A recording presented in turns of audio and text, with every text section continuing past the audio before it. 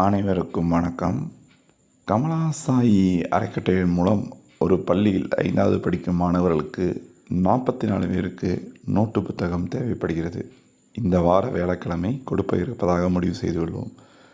44 note book வாங்க இங்கே ஒரு இடத்துல ஆர்டர் கொடுத்துருக்கோம். கிட்டத்தட்ட 4000 ரூபா கிட்ட தேவைப்படுது. உங்களால் முடிந்த ஏழை குழந்தைகளின் நோட்டு புத்தகம் மற்றும் பேனாவிற்கு உங்களால் முடிந்த நிதி உதவியை கொடுத்து உதவுமாறு கேட்டுக்கொள்கிறோம்.